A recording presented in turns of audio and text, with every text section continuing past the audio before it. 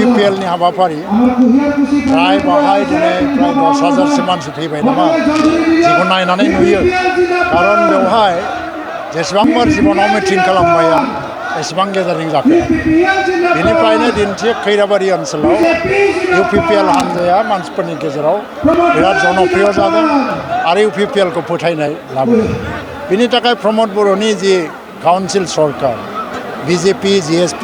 लानानै दिनै self help ग्रुपनो फैसा होदों अनसाय बिथांखि गियान सोरां बिथांखि सुपार 50 लामा सामा MGNरेगानि खामानि गासैखौ लाजोबनानै रायजोफोरनि गेजेराव मोनसे बिश्वास फैदों होननानै आं सानो ओंखायनो दिनै आंनि खावलायनाया बेनो फैगौ MP इलेक्सनाव जे जोङो मित्र ज'टनि केन्डिडेटनो भट होनांगौ केन्डिडेटआ सोर जायो बेजों खोथा नङा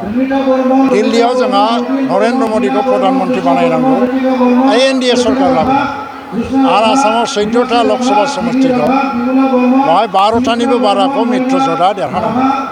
दा बे हिसाबै BTC आव मोननै दं बे जोंनि दायित्व मोननैखौबो जों देरहानांगौ क'क्राझाराव जोङो मित्र ज'टनि केन्डिडेटआ प्राय माने 6 लाखसो भट लानानै देरहालांगोन आरो बेवहायबो जों आं आसा खालामो दिनै मानसिफ्रा जेरैबायदियै बाय BPF गैला BPFआ जोब्बाय BPFआ मैया भैरबकुन्द'आव 3000सो मानसि गेजारिं खालामदोंनो थांनाय समाव हयथ' भट होनाय मानसिफ्रा फैदों बहुद माबा माबि बुंदों 60टा समष्टिया जाया 60टा समष्टि नङा जोंनिफ्राय प्रप'जाला 54टा समष्टि आरो 10 नमिनेट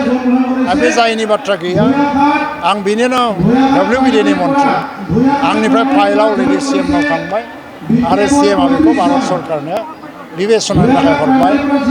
आरो बे कनसेप्टआ दिनै बानायब्रबनाय नङा एकर्ड समावनो बेखौ एग्रि जाख्लायनानैसो बे प्रप'जालखौ लाबोदों जोंना भारत सरकारबो मानियैनि खोथा गैया बे जागोन हाग्रामाया ओरैनो बेखौ गिनाय मोननानै माने माबानाय फैदों माने जानला मोनला बुंलादों नङा बेवहाय BPF गैला बेवहाय मित्र ज'टआनो देरहागोन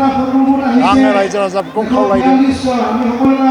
BPFआ दिनै बेवहाय केन्डिडेट होबाबो 1 लाख 1.5 लाख भट देरहानो थाखाय 4 लाखनि बारा भट नांगौ दा 5 लाख माने भट 6 लाख भट लानानै देरहाहैनांगौ जायो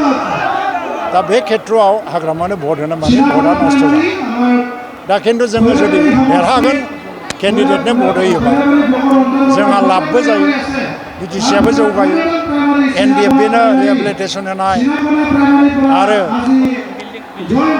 मुंख्लं नखरनो एक्सग्रेसिया होनाय आरो बिदिनो एकर्डनि गासै दफाखौ मावफुंनाय सिमा बारायनाय बेफोर हाबाफारिखौ मावलांनांगौबा दिल्लीयाव दा नरेन्द्र मदिनिनो गभर्नमेन्ट फैनांगौ खारन एकर्डआ बिसोरनो खालामदों जिहेतु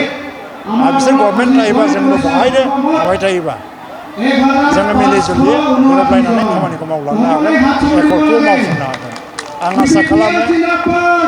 दरं उदालगुरि समष्टिनि मानसिफ्रा बयबो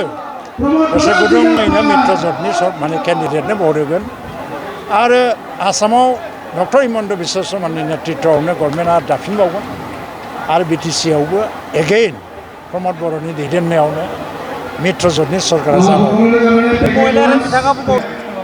बुंनांगौ जेबो गैया आं बेफोरबायदियाव एसे बाथ्रा बुंनो बायो आङोबो बे खुलुमखानाय नङा बे मिसा खोथा आरो मोनसे खोथा होबावनो हागोन नामा जे BPFखौ सिफायनानै UPPLआव नितिगत'भाबै जयेन जागोन बांमारोब्ला खुलुमनायल' नङा BPF दलखौनो सिफायनानै नितिगत'भाबै UPPL दलाव जयेन जागोन होननानै बुंनांगोन बेफोर खोथाया राजनितियाव खुनु भेलु गैया जायोबा UPPLखौनो सापर्ट खालामनाय जायाखै होनबा बे 60टा जायोबा बड'लेण्ड जागोन होननायाथ' UPPLखौनो सापर्ट खालामबाय बे थारमाने हाग्रामाया गाव गैला बेखौ मिथिदों आरो हाग्रामाया BPFआ गैला हाग्रामाया गाव लिडार हिसाबै गैला बेखौनो गाव बुजिखाबाय आरो